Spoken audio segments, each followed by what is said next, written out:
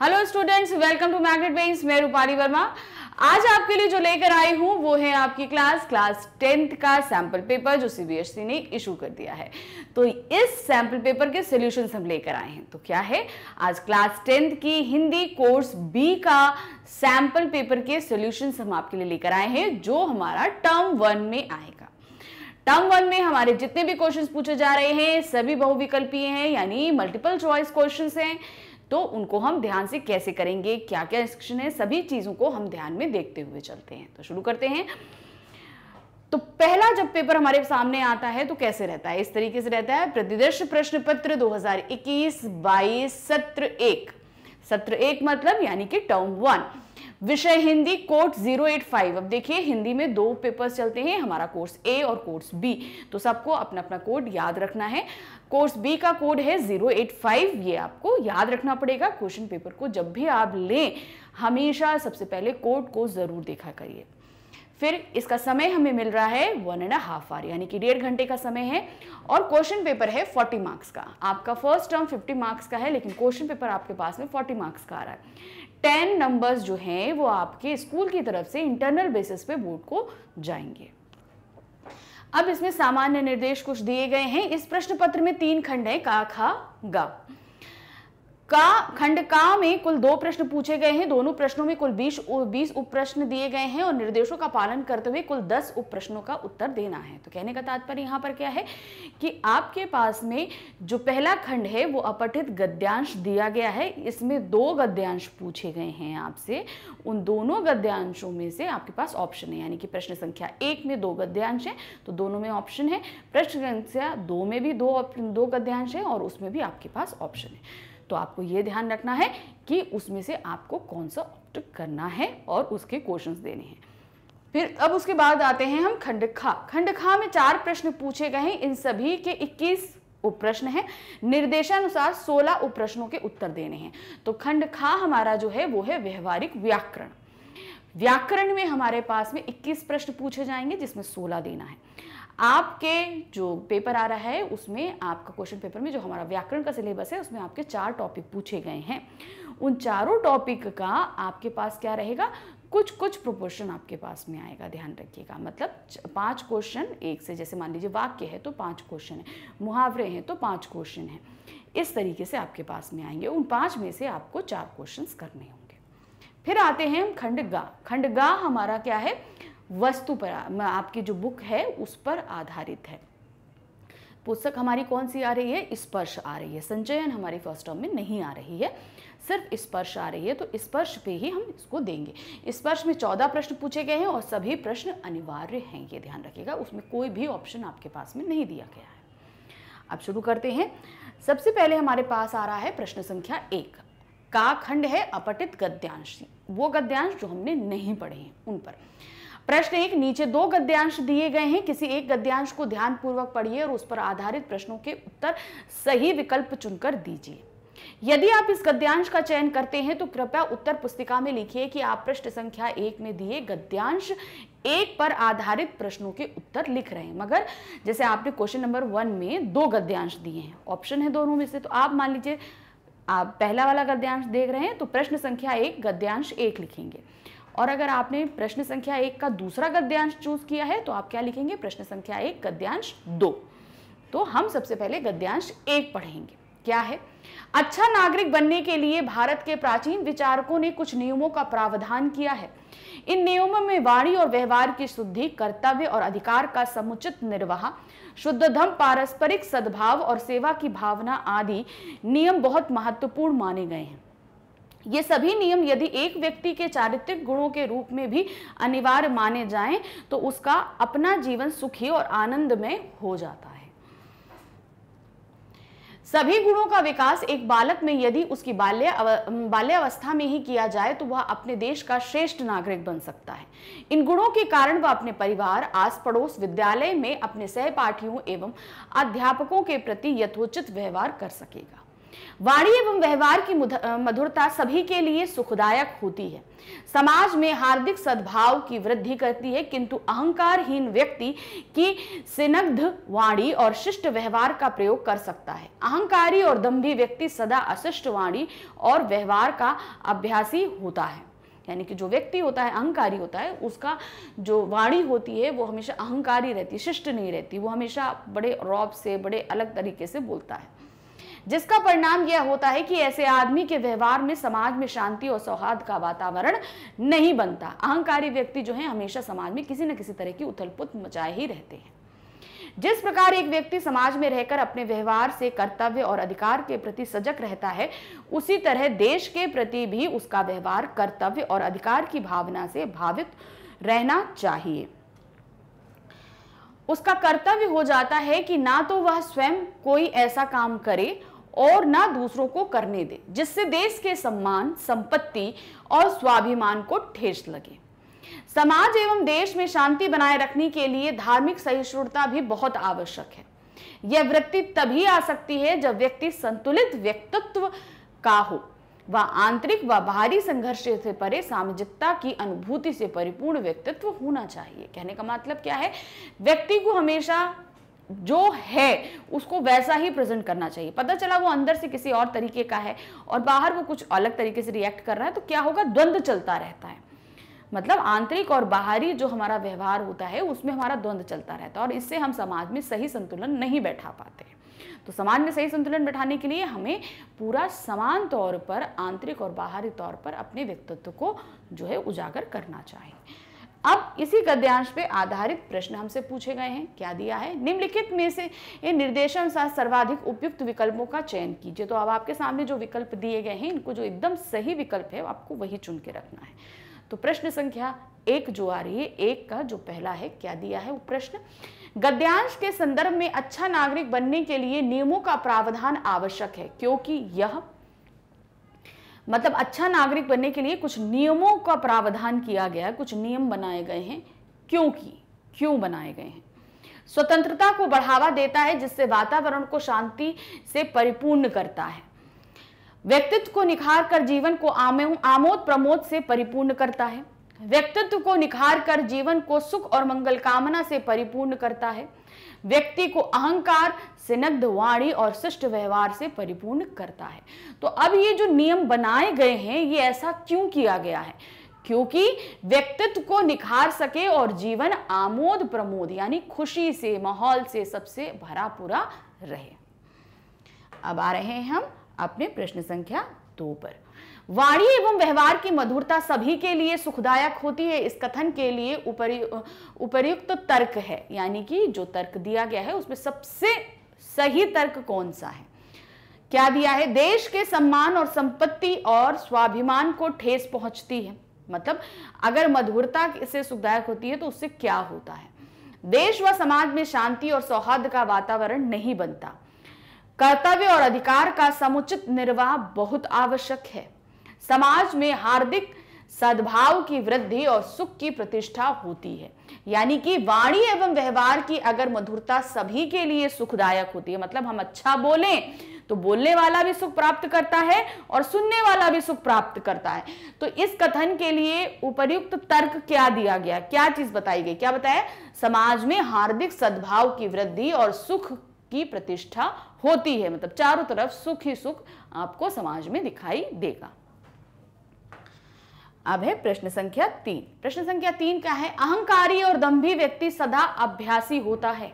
किस चीज का अभ्यासी होता है? अशिष्ट वाणी और व्यवहार का, मधुर और अशिष्ट व्यवहार का, अशिष्ट वाणी एवं व्यवहार की शुद्धि का, स्निग्ध वाणी और अशिष्ट व्यवहार का। तो अहंकारी और दंभी व्यक्ति सदा अभ्यासी होता है अशिष्ट वाणी और व्यवहार का। अहंकारी व्यक्ति की जो वाणी रहेगी और उसका जो व्यवहार रहेगा वो हमेशा अशिष्ट रहेगा, दूसरों के लिए बहुत बुरा रहता है। अब है प्रश्न संख्या 4। प्रश्न संख्या 4 में हमारे पास क्या दिया गया है?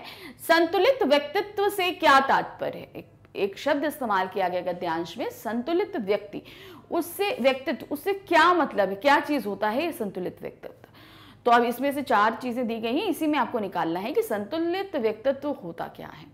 आंतरिक व बाहरी संघर्ष से संपूर्ण सामाजिकता की अनुभूति से परिपूर्ण व्यक्ति, देश में पूर्णता आदर्श नागरिक का व्यवहार करने वाला सुखदायी व्यक्तित्व, आंतरिक व व्यवहारिक संघर्ष से रहित संपूर्ण सामाजिकता की अनुभूति से परिपूर्ण व्यक्तित्व, कर्तव्य और अधिकार के प्रति सजग रहने वाला भावुक प्रवृत्ति से परिपूर्ण व्यक्ति।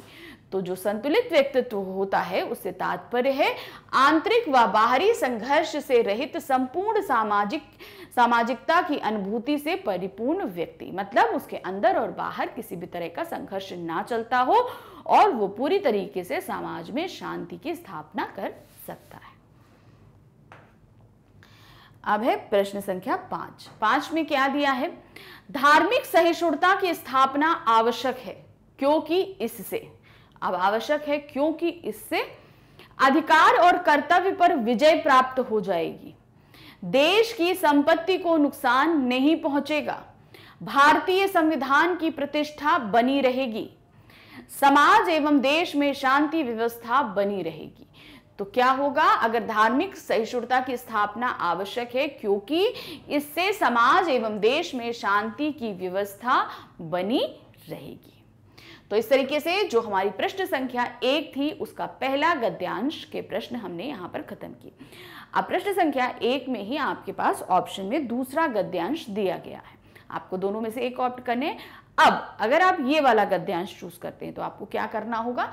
यदि आप इस गद्यांश का चयन करते हैं तो कृपया उत्तर पुस्तिका में लिखिए कि आप प्रश्न संख्या 1 में दिए गए गद्यांश 2 पर आधारित प्रश्नों के उत्तर लिख रहे हैं। यानी कि अगर आप ये कर रहे हैं तो प्रश्न संख्या 1 और उसके आगे गद्यांश 2 मेंशन कीजिए। नीचे दिए गए गद्यांश को ध्यान पूर्वक पढ़िए और उस पर आधारित प्रश्नों के उत्तर सही विकल्प चुनकर दीजिए। तो अब गद्यांश पढ़ते हैं और फिर इनके सही विकल्पों को देखते हैं।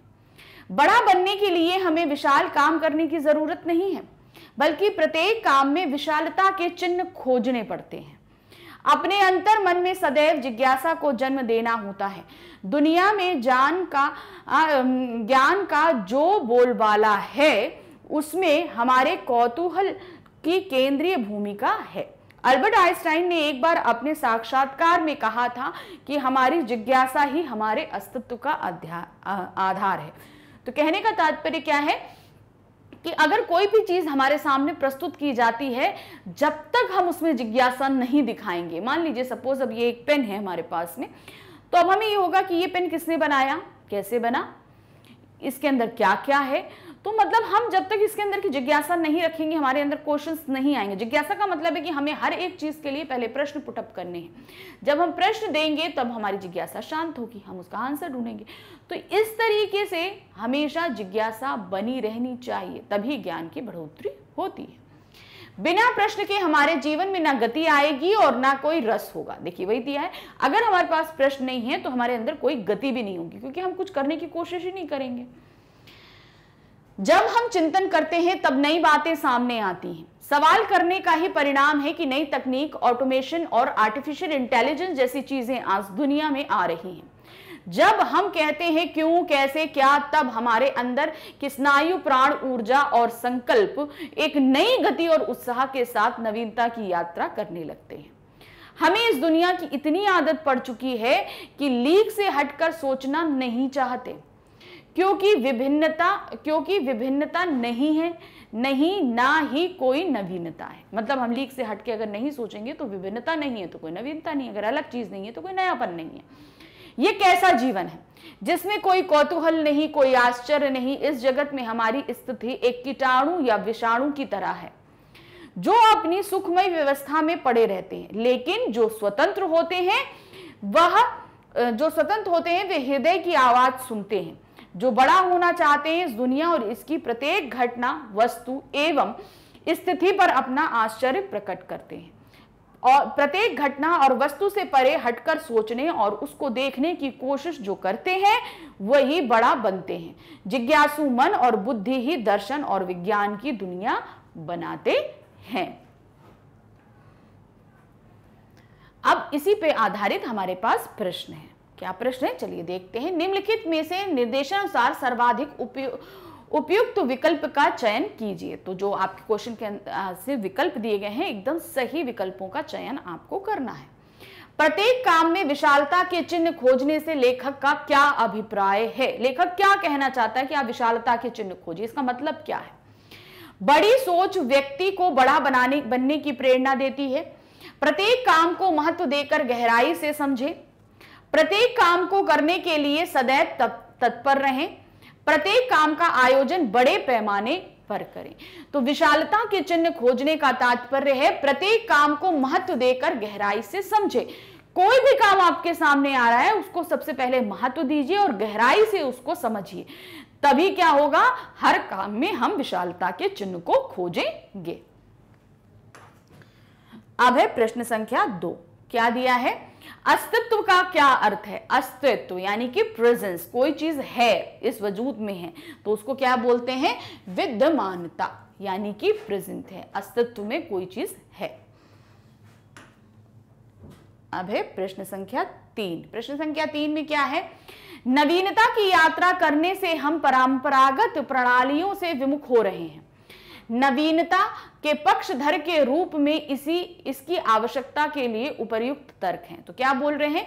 नवीनता की यात्रा करने में हम परंपरागत प्रणालियों से मुख हो रहे हैं, यानी कि हम जो नई चीजें अपना रहे हैं उसमें हम अपनी परंपराओं को कहीं पीछे छोड़ते जा रहे हैं। जो परंपरागत प्रणालियां थी हम उनसे कहीं दूर हटते जा रहे हैं।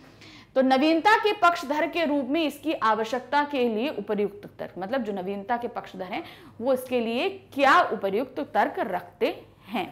क्या कहते हैं? हमारी मानसिक स्थिति एक कीटाणु या विषाणु की तरह है। हमारे शारीरिक, मानसिक, चारित्रिक व राष्ट्रीय विकास के लिए है। जो स्वतंत्र मानसिकता वाले होते हैं वह दूसरों की आवाज सुनते हैं। जब हम चिंतन करते हैं तब नई बातें सामने आती हैं। तो सही बात क्या है? इसके तर्क लिए बोलते हैं कि हमारे शारीरिक, मानसिक, चारित्रिक व राष्ट्रीय विकास के लिए ये नवीनता आवश्यक है। अब है हमारे पास प्रश्न संख्या 4। प्रश्न संख्या 4 में क्या है?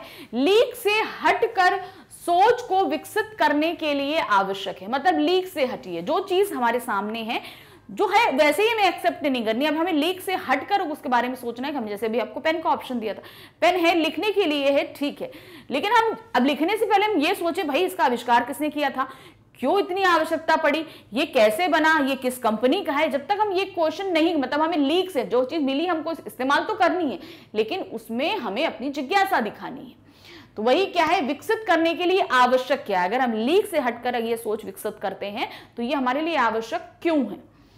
सुख में व्यवस्था के लिए है, हृदय की आवाज सुनना है, अंतर मन में सदैव जिज्ञासा और दर्शन और विज्ञान की दुनिया है। तो लीक से हटकर सोचने का तात्पर्य यहां पर है अंतर मन में सदैव जिज्ञासा रखनी है। और जिज्ञासा कैसे आएगी? जब तक प्रश्न नहीं पूछे जाएंगे। कोई भी चीज है जब तक हम प्रश्न नहीं पूछेंगे हमारे अंदर जिज्ञासा हो ही नहीं सकती। तो लीक से हटकर सोचने का तात्पर्य अपने अंतर मन में जिज्ञासा को हमेशा बनाए रखना है। अब है प्रश्न संख्या 5। 5 में क्या दिया गया है? जिज्ञासा ही हमारे अस्तित्व के आधार की परिचायक है, क्योंकि अब जिज्ञासा हमारे अस्तित्व के लिए बहुत आवश्यक, हमारा अस्तित्व का परिचय ही जिज्ञासा है। ऐसा क्यों है? व्यक्तित्व को नए जमाने का वैज्ञानिक दर्शाती है, शारीरिक व मानसिक रूप से क्रियाशील रखती है, आर्टिफिशियल इंटेलिजेंस की उपयोगिता दर्शाती है, विश्वव्यापी स्तर पर स्थिति निर्धारित करती है। तो क्यों है ऐसा? क्यों जिज्ञासा हमारे लिए परिचायक बनी है? कारण क्या है? शारीरिक व मानसिक रूप से क्रियाशील रखती है। जिज्ञासा हमें क्या रहेगी? जब जिज्ञासा रहेगी तो हमारा मानसिक यानी मन हमारा क्वेश्चंस को ढूंढता रहेगा और उनको ढूंढने के चक्कर में हमारा शरीर भी गतिशील बना रहेगा। इसलिए जिज्ञासा बहुत आवश्यक है। तो यहां पर हमने अपना गद्यांश, जो पहले प्रश्न के जो 2 गद्यांश थे वो खत्म किए। अब हमारे पास आएगा प्रश्न संख्या 2। प्रश्न संख्या 2 में हमारे पास फिर से 2 गद्यांश दिए गए हैं। चलिए देखते हैं। तो क्या है, खंड का ही अपठित बोध है। नीचे 2 गद्यांश दिए गए हैं, किसी एक गद्यांश को ध्यानपूर्वक पढ़िए और उस पर आधारित प्रश्नों के उत्तर सही विकल्प चुनकर दीजिए। तो प्रश्न संख्या 1 में आपने दोनों में से एक गद्यांश चुनेंगे तो 5 मार्क्स का आपका वो रहेगा। प्रश्न संख्या 2 में दोनों गद्यांश में से एक गद्यांश लेंगे तो उसके 5 मार्क्स आपके पास वो रहेंगे। तो टोटल आपका जो खंड का है उसमें आपके 10 क्वेश्चंस आपको करने इस तरीके से। तो अब हमने मान लीजिए हम ये पढ़ने जा रहे हैं पहला गद्यांश। तो जब हम पहला गद्यांश अगर करेंगे तो उसके लिए क्या सावधानी है, जो पहले के लिए थी। यदि आप इस गद्यांश का चयन करते हैं तो कृपया उत्तर पुस्तिका में लिखिए कि आप प्रश्न संख्या 2 में दिए गए गद्यांश 1 पर आधारित प्रश्नों को कर रहे हैं। यानी कि अब आप क्या लिखेंगे, प्रश्न संख्या 2 गद्यांश 1। अब आप ऐसे लिखेंगे और तब ये वाला गद्यांश करेंगे। तो चलिए पहले हम गद्यांश पढ़ते हैं और फिर इसके उत्तरों को खोजते हैं। जानवरों में गधा सबसे बुद्धिहीन समझा जाता है। हम जब किसी आदमी को पहले दर्जे का बेवकूफ कहना चाहते हैं तो उसे गधा कहते हैं। गधा सचमुच बेवकूफ है या उसके सीधेपन, उसकी निरापद सहिष्णुता ने उसे यह पदवी दे दी है, इसका निश्चय नहीं किया जा सकता। गाय सींग मारती है। ब्याई हुई गाय तो अनायास ही सिंघनी का रूप धारण कर लेती है। कुत्ता भी बहुत गरीब जानवर है, लेकिन कभी कभी उसे भी क्रोध आ ही जाता है। लेकिन गधे को कभी क्रोध करते नहीं सुना, ना देखा। जितना चाहो उसे मारो, चाहे जैसी खराब सड़ी हुई घास सामने डाल दो, उसके चेहरे पर कभी असंतोष की छाया भी ना दिखाई देगी।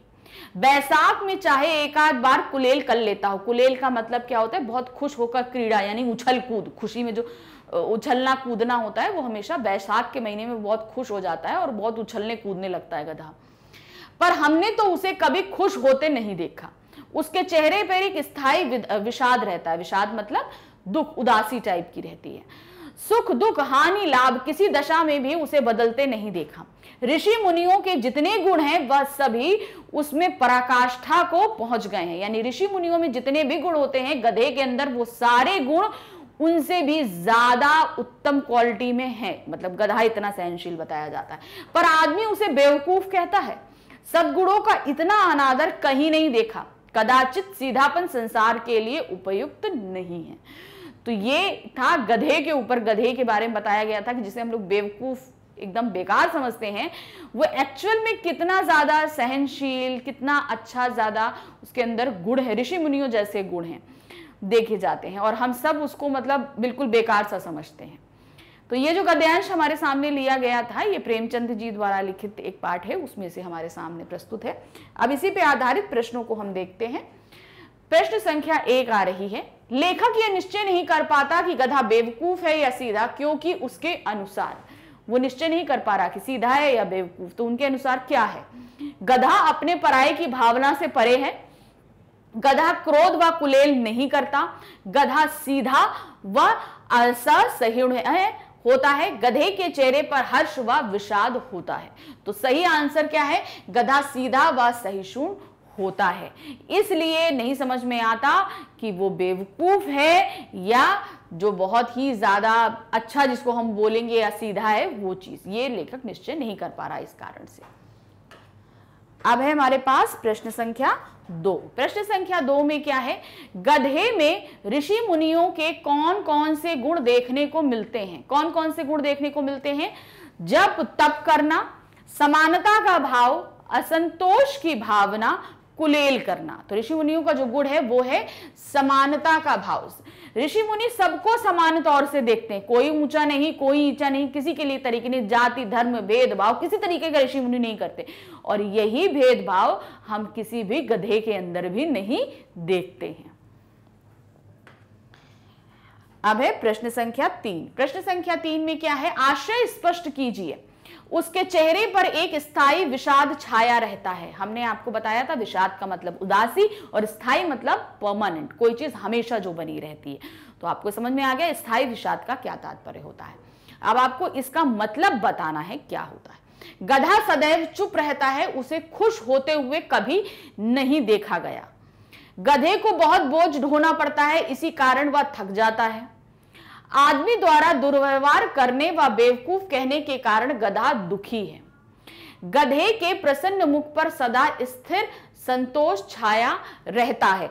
तो अब इसमें जो हमने देखा वो क्या पाया कि क्या चीज, क्यों वो ऐसा रहता है। कारण है गधा सदैव चुप रहता है, उसे खुश होते हुए कभी नहीं देखा गया है, इसलिए बोला उन्होंने कि हमेशा स्थायी विषाद छाया रहता है। अब है प्रश्न संख्या 4। प्रश्न संख्या 4 क्या है? गद्यांश में प्रयुक्त शब्दों छाया, निश्चय, अनायास के लिए क्रमशः उचित विलोम बताइए। अब आपको 3 शब्द दिए गए हैं, छाया है, निश्चय है और अनायास। क्रमशः मतलब लाइन से, जिस इन चारों ऑप्शन में जहां पे लाइन से इनका विलोम दिया है आपको वो बताना है। तो अब जैसे आप यहां पर देख रहे हैं छाया, धूप छाव होती है, तो सबसे पहले ये आ गया धूप। फिर क्या है? निश्चय, अनिश्चय, अनायास, सायास। अनायास मतलब अचानक, सायास मतलब आप प्लान करके आ रहे हो। तो ये हमारा एकदम सही ऑप्शन होगा, ये हमारा 3rd वाला। अब इसके बाद है हमारा प्रश्न संख्या 5। प्रश्न संख्या 5 में हमारे पास में क्या दिया गया है? सीधापन संसार के लिए उपयुक्त नहीं। लेखक का यह कथन व्यक्त करता है कि सीधापन नहीं उपयुक्त है। क्यों? ये क्या चीज व्यक्त कर रहा है? उनका गधे के प्रति गहरा लगाव है, समाज में गधे को भी स्थान मिलना चाहिए, गधा निरापद, सहिष्णु, सीधा साधा होता है, वे सद्गुणों के अनादर के लिए चिंतित हैं। तो इसका सही ऑप्शन है उनका गधे के प्रति जो है वो विशेष लगाव है, इसलिए ये सही है। तो अब हमारे पास जो आ रहा है वो है हमारा इसी प्रश्न संख्या 2 का दूसरा गद्यांश। दोनों में से आपको एक गद्यांश करने, एक गद्यांश हमने देख लिया प्रश्न संख्या 2 का। अब जो उसका दूसरा गद्यांश है अथवा करके आएगा, क्योंकि दोनों में एक में करना है। क्या दिया है? यदि आप इस गद्यांश का चयन करते हैं तो कृपया उत्तर पुस्तिका में लिखिए कि आप प्रश्न संख्या 2 में दिए गए गद्यांश 2 पर आधारित प्रश्नों के उत्तर लिख रहे हैं। यानी कि अगर आप ये गद्यांश चूज करते हैं तो आप क्या लिखेंगे? प्रश्न संख्या 2 और उसके आगे डैश डालकर आप लिखेंगे गद्यांश 2। फिर उसके बाद आप इसके आंसर्स लिखना शुरू करेंगे। तो क्या दिया है? नीचे दिए गद्यांश को ध्यानपूर्वक पढ़िए और उस पर आधारित प्रश्नों के उत्तर सही विकल्प चुनकर लिखिए। यानी जो आपके पास गद्यांश दिया गया है इसको अच्छे से पहले पढ़िए और फिर इस पे आधारित प्रश्नों को उत्तर दीजिए। तो चलिए गद्यांश पढ़ते हैं। साहित्य की शाश्वतता का प्रश्न एक महत्वपूर्ण प्रश्न है। क्या साहित्य शाश्वत होता है? यदि हां तो किस मायने में? क्या कोई साहित्य अपने रचना काल के 100 वर्ष बीत जाने पर भी उतना प्रासंगिक रहता है जितना वह अपनी रचना के समय था? अपने समय का युग या निर्माता साहित्यकार क्या 100 वर्ष बाद की परिस्थितियों का भी युग निर्माता हो सकता है? साहित्य को बोला है शाश्वत। शाश्वत मतलब फॉरएवर, हमेशा रहने वाली कोई चीज। जैसे कि सूरज है, वो शाश्वत है, वो हमेशा रहेगा। तो वही चीज बोला गया जो शाश्वत है चीज, साहित्य जो अगर है शाश्वत है तो क्या वो अपनी प्रासंगिकता बनाए रखता है? मान लीजिए कोई चीज अगर 1857 में लिखी गई है तो जाहिर सी बात है वो देश की आजादी, वो समय की क्रांति से रिलेटेड कोई चीज होगी।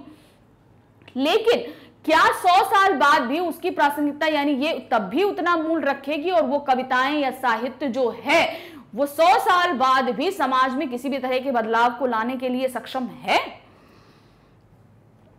समय बदलता रहता है, परिस्थितियां और भाव बोध बदलते हैं, साहित्य बदलता है और इसी के समानांतर पाठक की मानसिकता और अभिरुचि भी बदलती है। अतः कोई भी कविता अपने सामयिक परिवेश के बदल जाने पर ठीक वही उत्तेजना पैदा नहीं कर सकती है जो उसने अपने रचना काल के दौरान की होगी। कहने का तात्पर्य यह है कि एक विशेष प्रकार के साहित्य के श्रेष्ठ अस्तित्व मात्र से वह साहित्य हर युग में के लिए उतना ही विशेष आरक्षण नहीं रखता। मतलब साहित्य जिस काल में लिखा गया है उस काल में वो ज्यादा इफेक्ट छोड़ता है, मगर बाद के कालों में वो इतना ज्यादा असर नहीं छोड़ पाता है। यही कारण है कि वर्तमान युग में इंगला पिंगला, सुषुम्ना, अनहद, नाद आदि पारिभाषिक शब्दावली मन में विशेष भावोत्तेजना नहीं करती।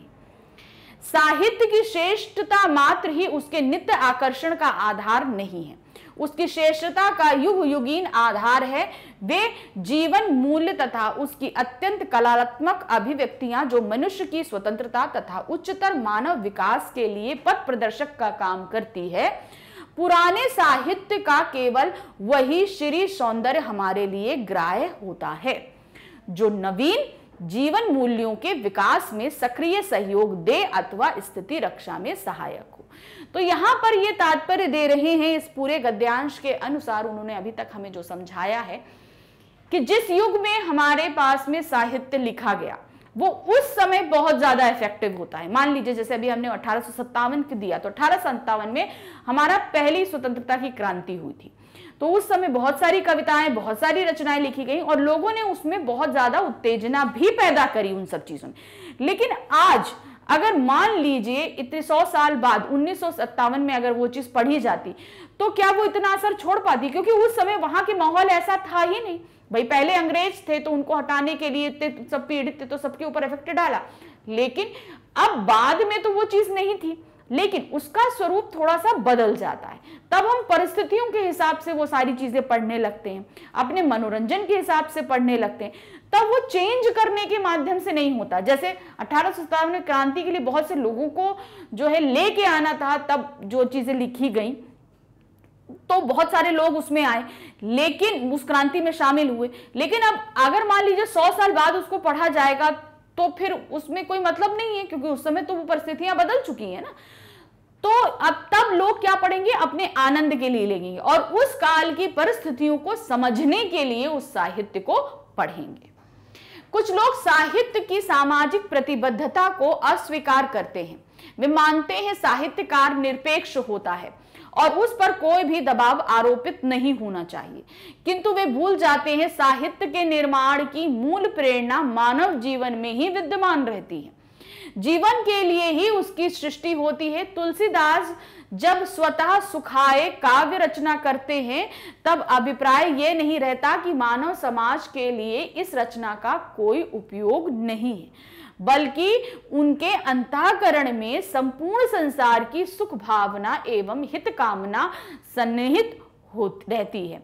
जो साहित्यकार अपने संपूर्ण व्यक्तित्व को व्यापक लोक जीवन में सन्निविष्ट कर देता है, उसी के हाथों स्थायी एवं प्रेरणाप्रद साहित्य का सृजन हो सकता है। तो अब यहां पर उन्होंने क्या बताया कि देखिए साहित्य की रचना कौन करता है? साहित्यकार करता है।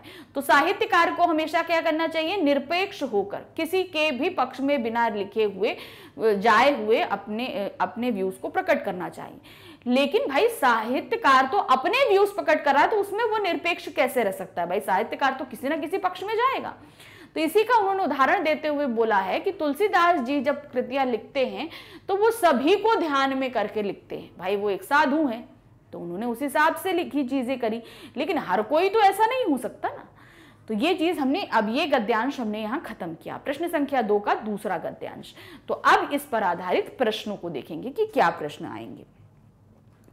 तो अब यहां क्या दिया गया है? साहित्य की श्रेष्ठता का निर्धारण सुनिश्चित करता है कि वह साहित्य की श्रेष्ठता क्या सुनिश्चित करता है? व्यक्ति को बहुमुखी प्रतिभा का धनी बताता है, लोक व्यवहार की पराकाष्ठा पर प्रतिक्रिया देता है, सांस्कृतिक एवं ऐतिहासिक विरासत को बाधित करता है, पथ प्रशस्त कर मूल्यों का समावेश करके कला भाव जागृत करता है। तो साहित्य की श्रेष्ठता का निर्धारण क्या सुनिश्चित करता है? कि पथ प्रशस्त कर मूल्यों का समावेश करके कला भाव जागृत हो। मतलब साहित्य हमें सही रास्ता दिखाता है और हमारे अंदर कला की भावना को प्रवेश कराता है। अब है प्रश्न संख्या 2। प्रश्न संख्या 2 में क्या है? नवीन जीवन मूल्यों के विकास में सक्रिय सहयोग से क्या आशय है? क्या मतलब है नवीन जीवन मूल्यों के विकास से? स्वतः सुखाय की कामना कर आगे बढ़ना, स्वतः मतलब खुद के सुख के लिए। श्री सौंदर्य को प्राथमिकता देकर आगे बढ़ना, मतलब सौंदर्य की श्रेष्ठता को आगे बढ़ाना। नवाचार व मूल्यों को आत्मसात करके आगे बढ़ना, नवाचार मतलब नई चीजों को लेना और उनके मूल्यों को ग्रहण करना और धीरे धीरे आगे बढ़ना। वर्तमान में साहित्य के माध्यम से आगे बढ़ना और जो हमारा वर्तमान समय है उसमें आगे बढ़ना।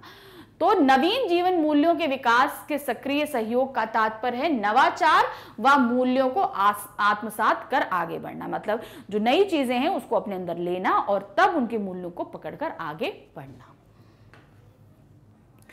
प्रश्न संख्या 3। प्रश्न संख्या 3 क्या है? कोई साहित्य अपने रचना काल के 100 वर्ष बीत जाने पर भी उतना ही प्रासंगिक रहता है।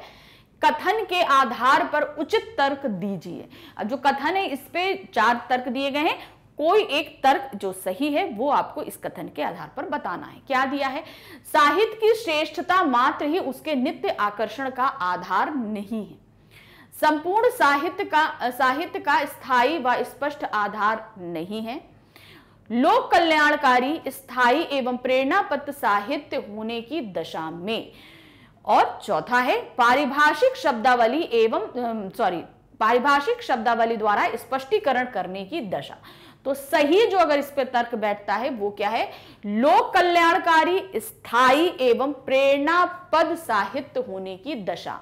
यानी कि क्या दिया है? कोई भी साहित्य अपने रचना काल के 100 वर्ष बीत जाने पर भी उतना प्रासंगिक इसलिए रहता है क्योंकि लोक कल्याणकारी है, वो सभी को बहुत अच्छे से बोलता है, स्थायी है और प्रेरणा देता है। अब है प्रश्न संख्या 4। प्रश्न संख्या 4 क्या है? साहित्यकार निरपेक्ष होता है और उस पर कोई भी दबाव आरोपित नहीं होता। कथन किस मनोवृत्ति को प्रकट करता है? ये कथन जो है किस तरह की मनोवृत्ति को प्रकट कर रहा है? सामाजिक कार्यकर्ता की विचारधारा को, साहित्य की शाश्वत क्रियाशील विचारधारा को, समाज के प्रति वचनबद्धता का अभाव या निरपेक्ष व्यक्तियों की सकारात्मकता। तो इसमें क्या है? सही समाज के प्रति वचनबद्धता का अभाव, यानी हमारा समाज के प्रति हम वचनबद्ध नहीं हैं। अब है प्रश्न संख्या 5। प्रश्न संख्या 5 में क्या है? गद्यांश में प्रयुक्त मानव जीवन समस्त पद का विग्रह एवं समास भेद होगा। तो अब हमें किसका करना है? मानव जीवन का जो है वो समस्त पद का विग्रह। मानव जीवन एक समास है, इसका हमें विग्रह करना है और समास का नाम बताना है। मानव जीवन, मानव या जीवन द्वंद्व समास, मानव का जीवन तत्पुरुष समास, मानव रूपी जीवन द्विगु समास, मानव जो जीवन जीता अव्ययी भाव समास। तो मानव जीवन का अगर हम विग्रह करेंगे तो क्या होगा? मानव का जीवन, मानव का जीवन। और का लगा है, का हमारा कारक है, कारक होने के कारण ये तत्पुरुष समास होगा। तो सही क्या है? मानव का जीवन यानी कि तत्पुरुष समास। अब हमारे पास में प्रश्न संख्या 3। अब प्रश्न संख्या 3 से हमारा शुरू हो रहा है खंड खा। खंड खा हमारा है व्यवहारिक व्याकरण। अब इस पूरे व्याकरण में हमारे पास में जो 21 प्रश्न हैं, इन 21 प्रश्नों में आपको सिर्फ 16 करने हैं। अब किस तरीके से करने हैं देखिए हम आपको बताते हैं।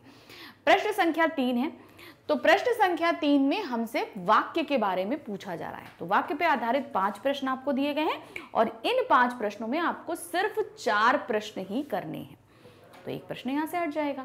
तो इसी तरीके से हर सेक्शन में आपका वाक्य है, समास है, मुहावरे हैं, पदबंध है, तो इन चारों टॉपिक में आपको 4-4 प्रश्न करने होंगे हर प्रश्न में। तो अब प्रश्न संख्या 3 में हमसे क्या पूछ रहा है? निम्नलिखित 5 भागों में से किन्हीं 4 प्रश्नों के सही उत्तर वाले विकल्प चुनिए। यानी कि प्रश्न संख्या 3 में आपके पास 5 प्रश्न है और आपको 4 प्रश्न करने हैं। तो पहला क्या है? तातारा की तलवार एक विलक्षण रहस्य थी। इस वाक्य में से संज्ञा पदबंध छाटिए। अब आपको क्या करना है? इसमें संज्ञा आपको बताना है कौन सा है। अब देखिए, तातारा, तलवार, विलक्षण, रहस्य, आपके सामने ये कुछ चीजें दी गई हैं। तो अब क्या चीजें हैं? तातारा एक व्यक्ति का नाम है, तलवार एक वस्तु का नाम है, तो ये दोनों ही हमारी संज्ञा हुई। विलक्षण और रहस्य ये दोनों ही विशेषण शब्द हैं, क्योंकि ये दोनों तलवार के लिए इस्तेमाल हुए हैं तो वो हमारे विशेषण हो जाएंगे। तो सही हमारा क्या है? तातारा की तलवार, ये हमारा संज्ञा पदबंध होगा। अब हमारा आ रहा है प्रश्न संख्या 2। प्रश्न संख्या 2 में हमारे पास क्या पूछा है? कबूतर परेशानी से इधर उधर फड़फड़ा रहे थे। अब इधर उधर क्या दिया है? अब इसमें क्या करना है आपको? रेखांकित पदबंध का प्रकार आपको बताना है। ये पदबंध का प्रकार क्या है? आप देखेंगे तो तुरंत आपको लगेगा ये तो अव्यय है, लेकिन नहीं। आपको सबसे पहले ये देखना है कि ये जो पदबंध है किसी से संबंधित तो नहीं है। यहाँ क्या दे रहा है, इधर उधर फड़फड़ा रहे थे। अब फड़फड़ा रहे थे ये हमारा क्या है, ये तो क्रिया है क्योंकि किसी क्रिया को संपन्न किया जा रहा है। अब वो कहाँ फड़फड़ा रहे थे, इधर उधर फड़फड़ा रहे थे, तो क्रिया की विशेषता ये बता रहे हैं। तो ये हमारा क्या होगा, क्रिया विशेषण पदबंध, क्योंकि ये क्रिया से संबंधित है इसलिए ये हमारा क्रिया विशेषण पदबंध होगा। अगर ये हमारा इधर उधर किसी से संबंधित नहीं होता तब इसको हम अव्यय बोलते, लेकिन ये क्रिया से संबंधित है इसलिए ये हमारा क्रिया विशेषण होगा। अब है प्रश्न संख्या 3, बढ़ती हुई आबादियों ने समंदर को पीछे सरकाना शुरू कर दिया। अब कर दिया के नीचे अंडरलाइन है, इसका पदबंध हमें बताना है। तो क्या है, कर देना, यहां पर किसी क्रिया के संपन्न होने का हमें पता चल रहा है, तो सीधे सीधे ये हमारा क्या होगा, क्रिया पदबंध हमारा होगा।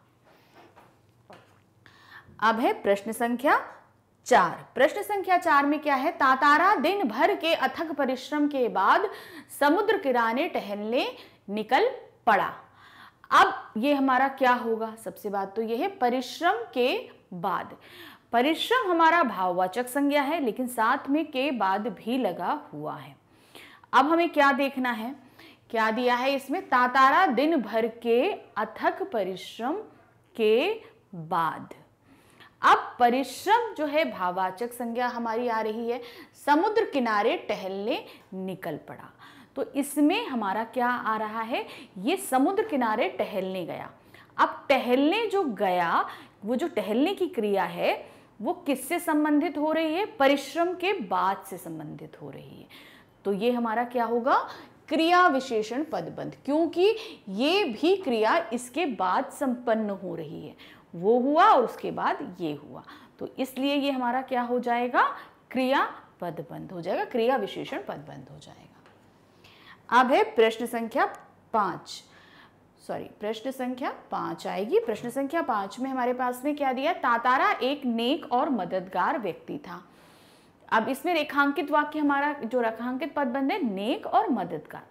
अब नेक और मददगार हम किसके लिए बोल रहे हैं, तातारा के लिए बोल रहे हैं, और तातारा की ये विशेषता बता रहा है, इसलिए ये हमारा क्या होगा, विशेषण पदबंध।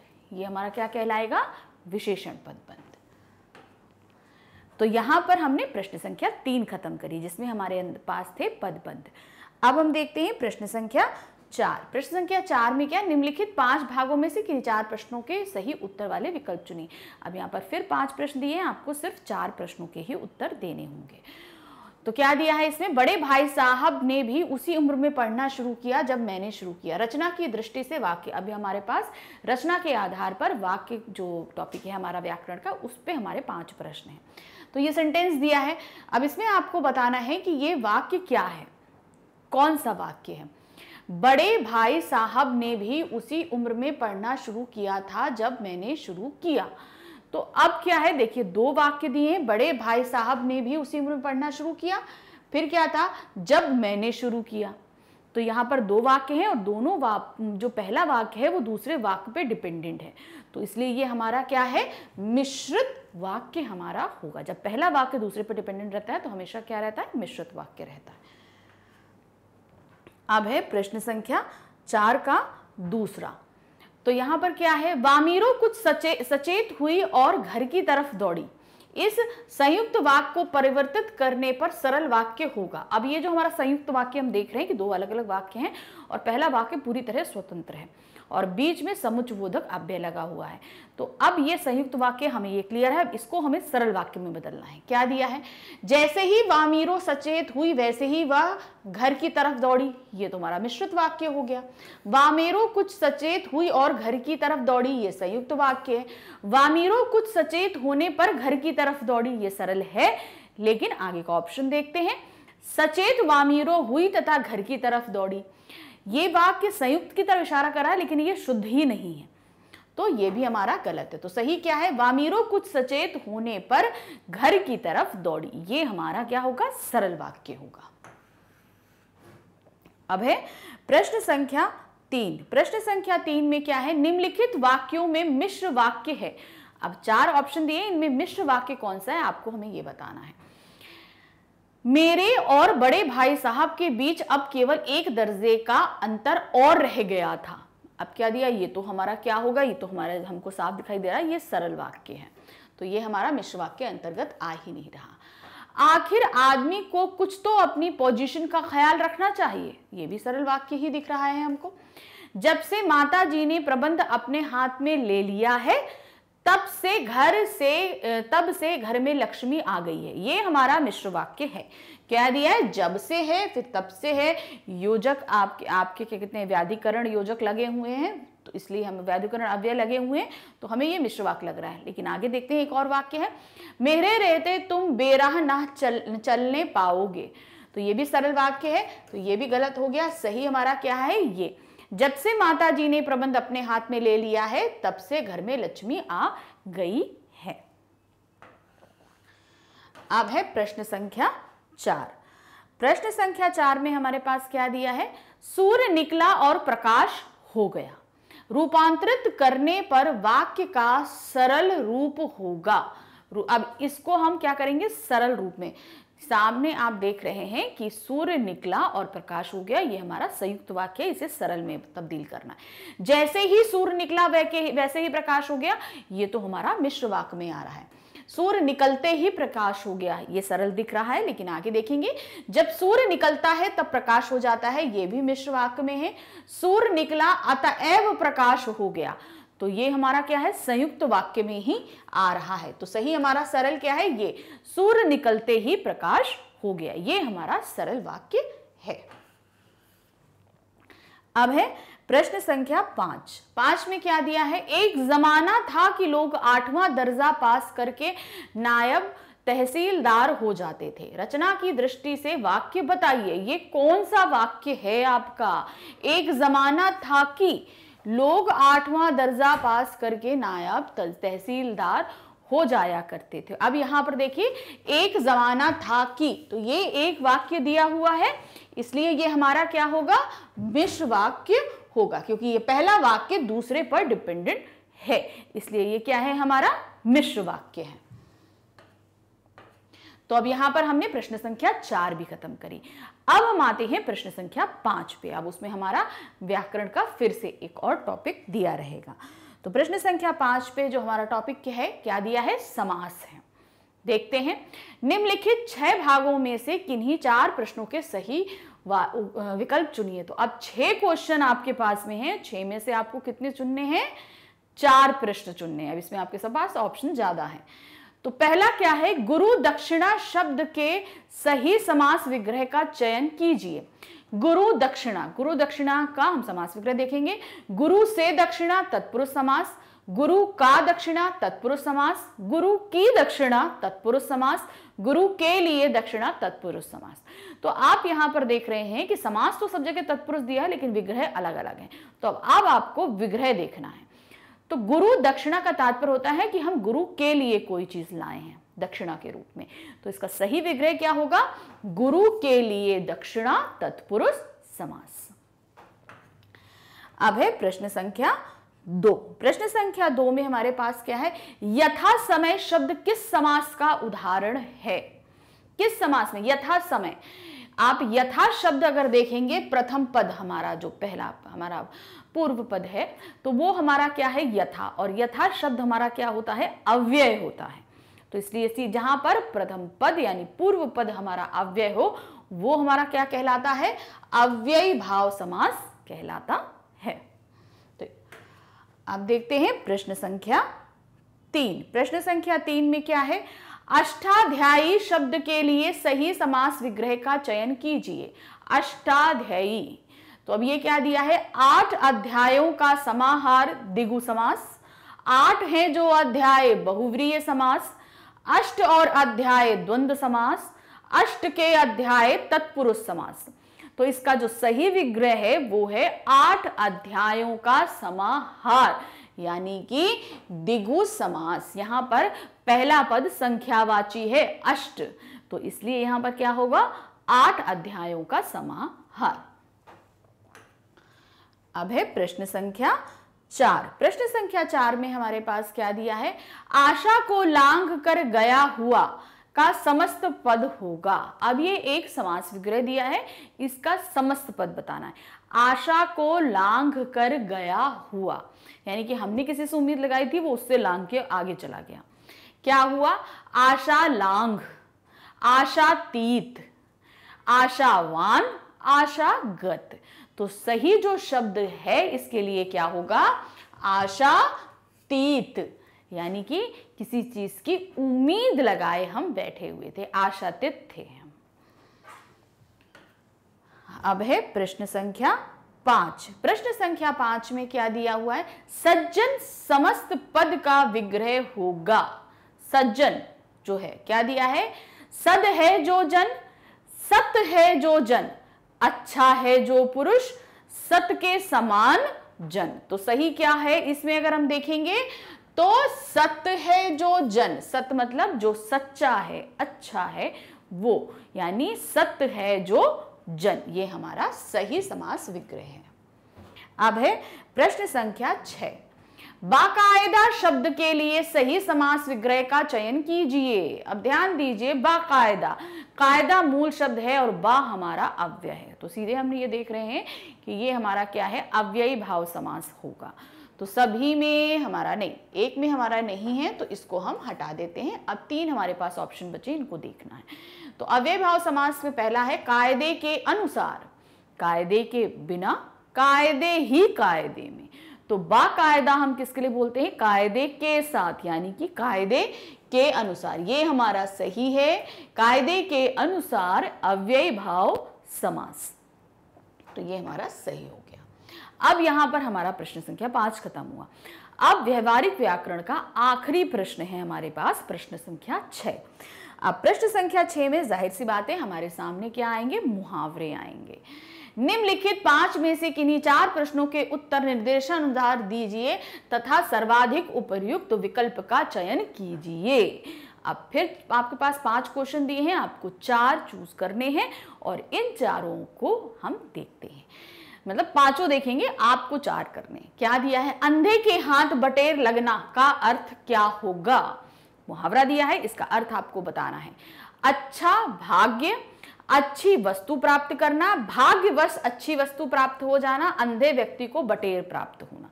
तो अंधे के हाथ बटेर लगने का तात्पर्य है भाग, मतलब आप इतने कैपेबल नहीं थे, आपके भाग्य के भरोसे आपको अच्छी चीज मिल जाए। तो सही क्या है? भाग्यवश अच्छी वस्तु प्राप्त होना। अब है प्रश्न संख्या 2।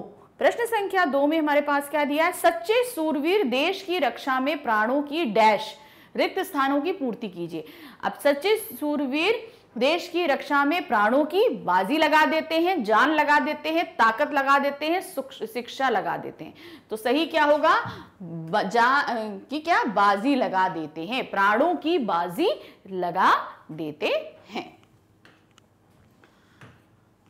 अब है प्रश्न संख्या 3। प्रश्न संख्या 3 में क्या दिया है? गागर में सागर भरना मुहावरे का अर्थ होगा। कुछ ना कहना, थोड़े में बहुत कुछ कह देना, गागर में सागर का पानी भर देना, लंबी चौड़ी बातें करना। तो गागर में सागर कहने का तात्पर्य है कि बहुत कम शब्दों में बहुत सारी बातों को व्यक्त कर देना। तो क्या है? थोड़े में बहुत कुछ कह देना, यह हमारा सही इसका अर्थ होगा। अब है प्रश्न संख्या 4। प्रश्न संख्या 4 में क्या दिया हुआ है? कभी नौकरी ढूंढने निकलोगे तो डैश, रिक्त स्थान में उचित मुहावरा। जमीन पर पांव न रखना, आटे दाल का भाव मालूम होना, दीवार खड़ी करना, नाम निशान मिटाना। तो इसकी क्या होगा? कभी नौकरी ढूंढने निकलोगे तो आटे दाल का भाव मालूम हो जाएगा। तो सही क्या है? आटे दाल का भाव मालूम होना, मतलब सही परिस्थितियों का ज्ञान हो जाएगा। अब है प्रश्न संख्या 5। 5 में क्या दिया है? विद्यालय के वार्षिकोत्सव में इतने अधिक काम थे कि उन्हें निपटाते निपटाते डैश। उपयुक्त मुहावरे में रिक्त स्थान क्या होगा? उसको निपटाते निपटाते क्या हो गया? दीन दुनिया से गया, शब्द चाट डाला, दांतों पसीना आ गया, डेरा डाल दिया। तो इसका सही ऑप्शन क्या होगा? दांतों पसीना आ गया, मतलब बहुत ज्यादा मेहनत कर ली, यानी निपटाते निपटाते बहुत मेहनत करनी पड़ी। तो अब यहां पर हमारा व्यवहारिक व्याकरण वाला जो पार्ट था वो हमारा खत्म हो गया। हमने यहां पर खंड खा अपना खत्म किया। अब हमारा जो शुरू होता है वो है खंड गा। खंड गा में हमारे पास प्रश्न संख्या 7 आ रही है। ये हमारा पाठ्य पुस्तक से पूरा खंड लिया गया है, 7 से लेकर आपके प्रश्न संख्या 9 तक में। क्या दिया है? निम्नलिखित काव्यांश पर आधारित प्रश्नों के उत्तर उचित विकल्प छांट कर दीजिए। अब हमारे सामने हमारी पाठ्य पुस्तक में से एक काव्यांश रखा गया है और उस काव्यांश को जो हमें क्या करना है, इसमें अब कोई भी ऑप्शन नहीं है, आपको सारे करने, ये इसको पढ़ना है और फिर इस पे आधारित प्रश्नों के हमें उत्तर देने हैं। क्या दिया है?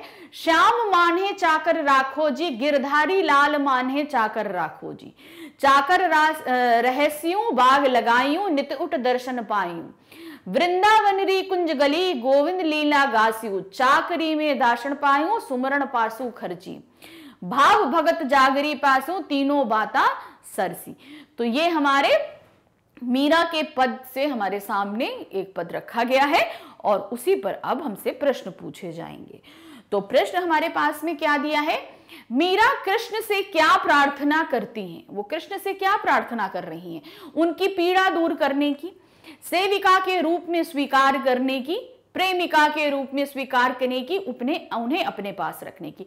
तो क्या बोल रही हैं कि उन्हें चाकर रखो, यानी कि उन्हें सेविका के रूप में स्वीकार करने के लिए प्रार्थना कर रही हैं। अब है प्रश्न संख्या 2। प्रश्न संख्या 2 में है, कृष्ण की सेविका बनकर मीरा क्या करना चाहती हैं? जब उनकी सेविका बन जाएंगी तो वो करना क्या चाहती हैं? बाग सजाना चाहती हैं, दर्शन करना चाहती हैं और गीत गाना चाहती हैं। दूसरा, प्रशंसा के गीत गाना, गोकुल में रहना। तीसरा, रोज उठकर उनके दर्शन करना और रोना, उनकी याद में रोना, दर्शन करना, गीत गाना। तो क्या होगा? इसका पहला सही है, बाग सजाना, दर्शन करना और गीत गाना चाहती हैं।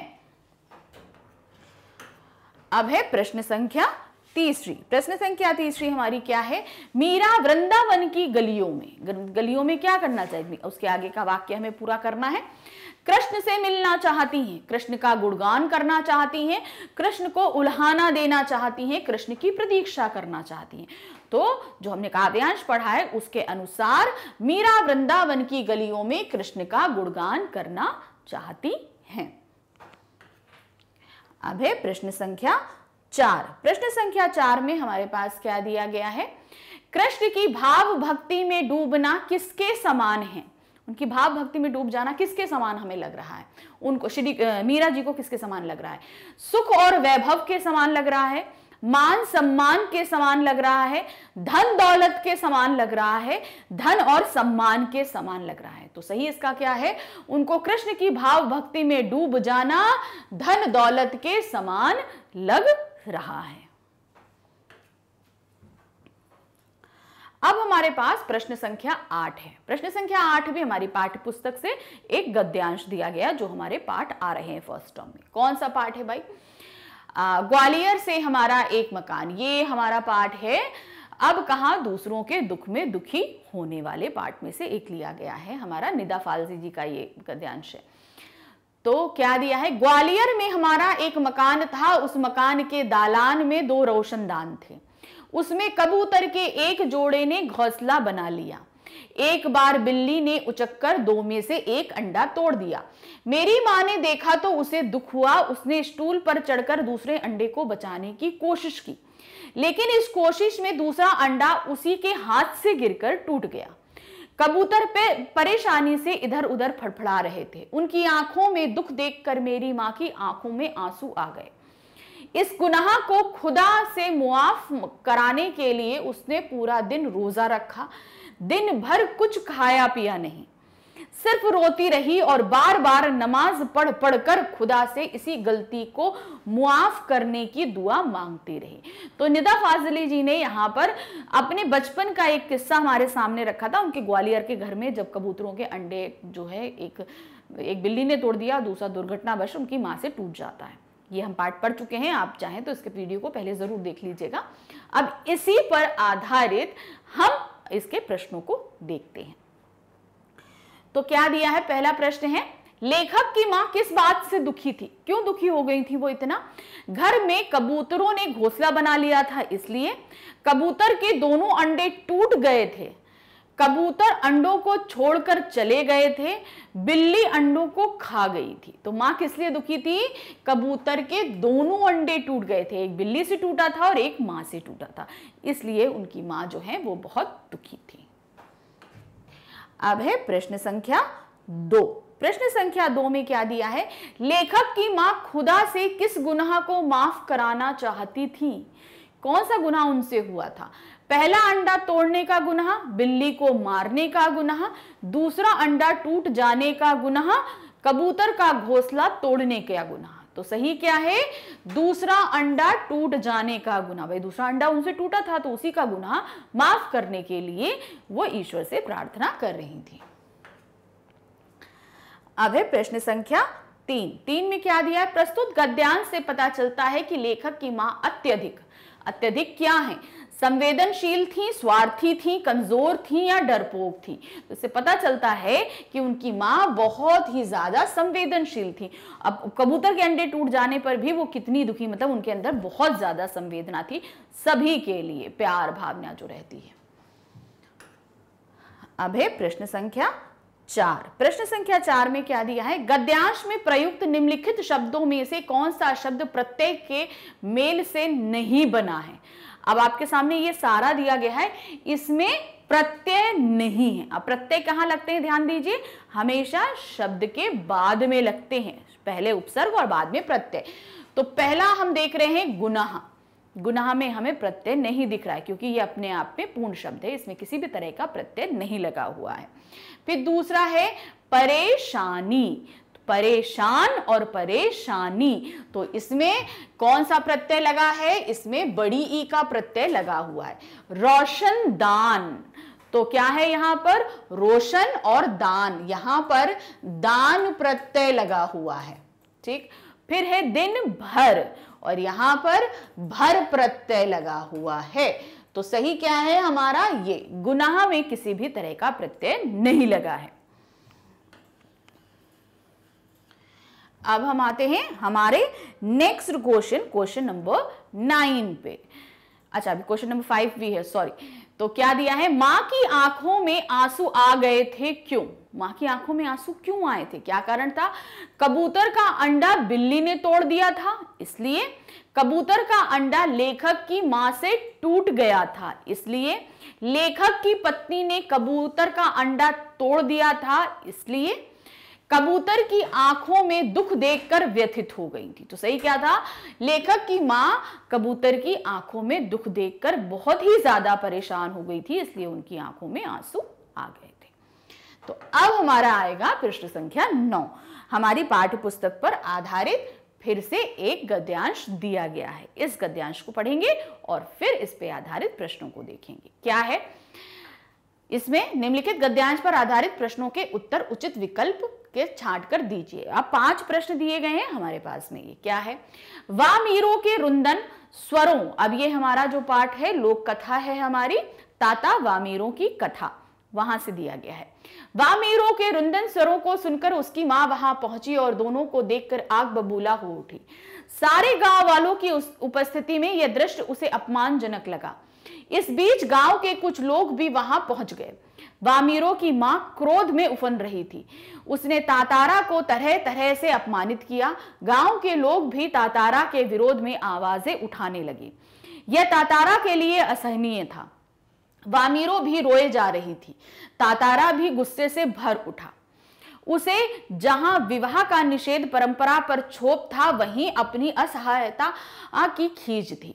वामीरो का दुख उसे और गहरा कर रहा था। उसे मालूम न था कि क्या कदम उठाना चाहिए। अनायास उसका हाथ तलवार की मूठ पर जा टिका। क्रोध में तलवार निकाली और कुछ विचार करता हुआ क्रोध लगातार अग्नि की तरह बढ़ रहा था।